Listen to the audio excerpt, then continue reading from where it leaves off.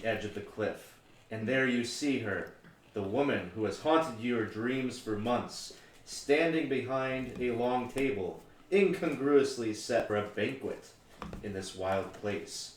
The woman is nearly 7 feet tall, wearing tattered finery of the deepest blues, and for the first time you see her face. Somehow, her head is that of a statue.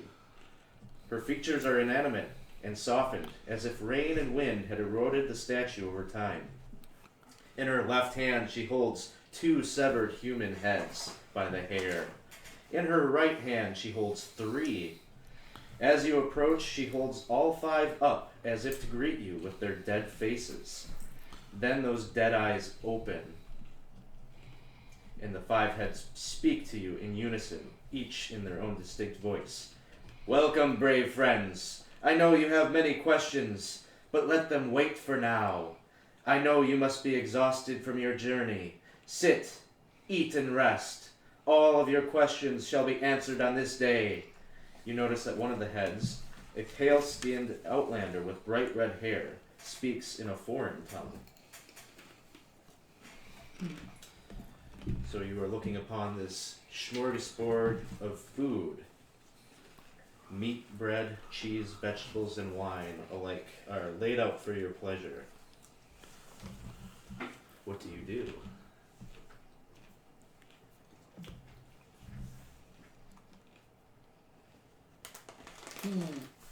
I would like to ask a question. Please, speak. What is it that you want of us? In due time, please fill your bellies.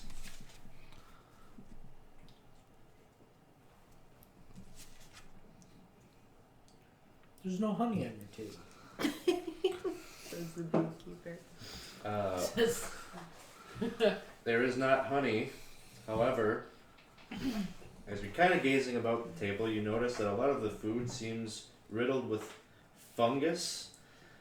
There are the meats that are all maggot riddled. And there's just a kind of an odd odor that lingers upon the table. I'm still sort of concerned about the severed heads. I heard that right. Yeah? Yeah, There's 3 severed heads? 5. 5 severed 3 heads. in one hand, total. 2 in the other. You guys okay with this? I'm okay with I think we're kind of like whispering. I'm like, yeah, not what is I'm not really concerned about the food. I had really duck. appetized. I had duck if we're hungry later, guys. Yeah, I don't know. Wilbur has a lot I of got some turnips sticky with. cheese in my pocket. Dang it, he doesn't have any turnips with him. One of the heads in her hand says, "Please try the mutton. It is to die for." I'm afraid we will. I'm gonna set my hen on the table and see if the hen dies from picking at the Just maggot-riddled starts meat. like pecking at the maggots and eating. Not the food itself, but just the worms. Hey, heads, whatever happened to your bodies? They're not on the table, are they? Wasn't you bitten? One of you bitten by a snake before? No. Yeah. My fortune teller Ezzy was. Yeah. Is that the saving How does throws? she feel about poison things? She feels like she's observing the situation and using her stellar fortune teller con artistry to determine whether she thinks that she's gonna she doesn't mind taking a bite of some of the vegetables if there are some. Okay, yeah, there's kind of like some degenerating vegetables. They're all slimy and kind of wilting. They don't taste all that great as you take a bite into some brown celery. You kind of have to hold back your gag reflex as you chow down. It's so good! So good! Then the woman Thank you. seems to nod her statue-like head in some kind of acknowledgement that you're enjoying her feast. Okay. Question about the red head speaking other Outlander. language. We had some people that spoke different languages? Mm-hmm. Any chance that He speaks Dwarven, or that's the only language I have. It is. It's kind of like a common, like it would be a common in a different Common tongue. region or something like that. okay? So nobody Like the understands difference it. between Australian and English, like England English, can understand it. Probably like but- more like French and English, maybe. Okay. You know, We. Oh, someplace so foreign that none of your characters possibly have been there. Okay. Okay. So she begins, "Thank you, friends," and of course talking through the heads. "Thank you, friends, for taking the dangerous journey to be here today. I know each of you, your minds and your hearts, yet I must keep my identity veiled. If I were even to think my true name, it would instantly be sensed by our enemies, and they would race here to break our fellowship and confound our plans. Please let me be known to you as the Lady in Blue. Trust that I am a friend, and not one that would mislead you." She points to the dinner table. "See? Who are our enemies? Our enemies, who are indeed the enemies of all right-thinking people of this world, have kept you from living the lives you were meant to live. Each of you was born under the wrong stars, a misfortune fostered upon you by our enemies. I told you. But this I whole wish time. to be your ally. I can set this misfortune of events right.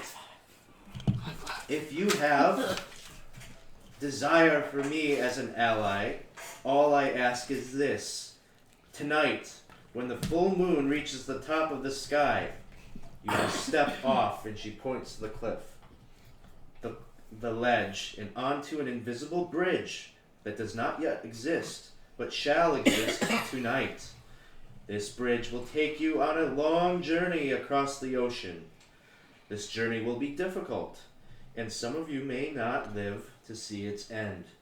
But those who do shall find the hole in the sky, a porthole to another world. That world is a prison, and its warden is a Titan, a fierce creature that cannot be slain by mortal means.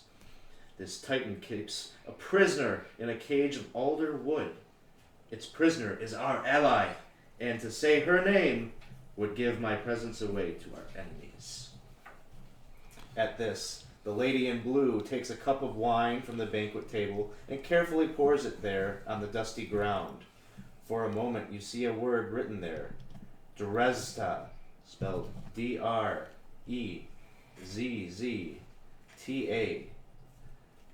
A moment later, a mass of beetles bubbles up from the earth to devour the word. An instant later, they disappear, leaving only bare, empty ground. Never speak that name aloud, friends. I would ask that you take this bridge tonight, under the full moon, to the hole in the sky. Free our ally. Those who do shall be my trusted friends, and I shall set their stars right with this.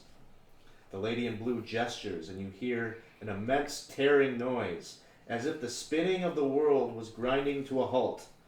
Incredibly, a seam opens in the morning sky, and you are looking through it into another world, one where a massive black monolith is the epicenter of what seems like the mother of all storms.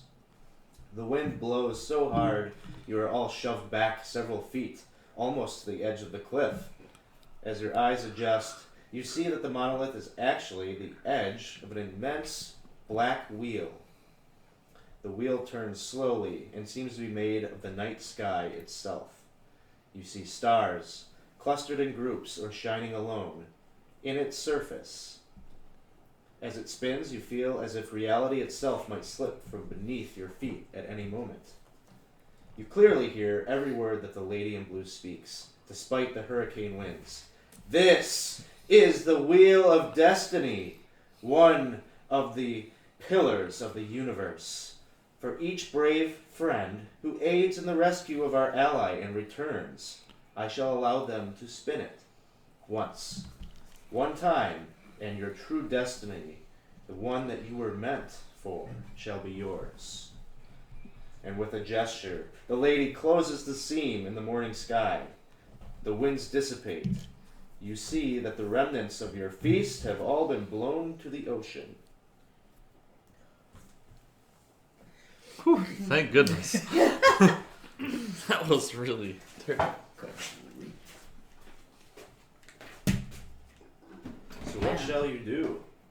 Shall you take up this quest and try to change your stars? This very short on details quest to save this thing? I have bees to take care of. Bees? Come on, man. Do you want to be a beekeeper all your life? I like my bees. I mean, Maybe that I mean, wasn't supposed to be Maybe your you destiny. could keep them as a hobby instead of a career, you know? Or think of that. When you return alive, you shall have all the bees under the sun for yourself. Ooh. That sounds I'm awful. going. Think of the honey! Tut tut, looks I'm like going. rain. Can you wait till I'm gone to give them all those bees? Are you allergic? Say all my characters. say all of my characters.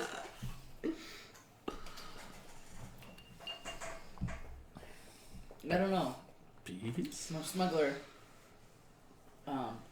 John Cena, pretty excited about money, but not excited about the bees. Just keeps making this motion. No bees! No bees! You can't beat me! You can't He can't beat me. It's okay. More for me. So, what do your players do? Or what do your characters do?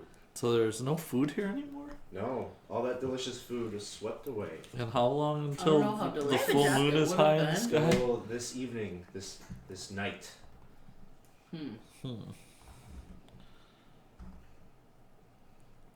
An invisible bridge. To another Who world. wants to step out off of this cliff first? I've got a rope. I mean, If anybody's interested in being the first one to step onto this invisible bridge. I will. You like flying? okay. I'm totally down with watching this happen. Okay.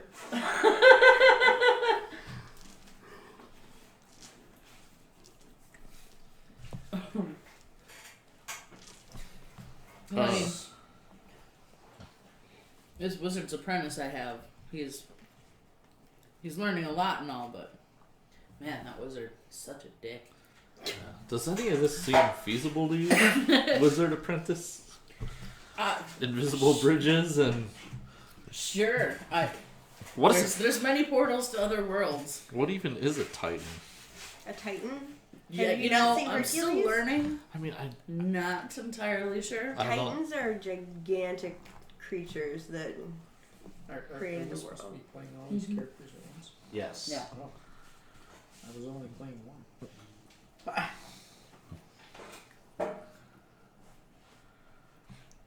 So, will you wait till the evening? Will you remain here? I mean, yeah. Since we'll wait here and then go save she who must not be named.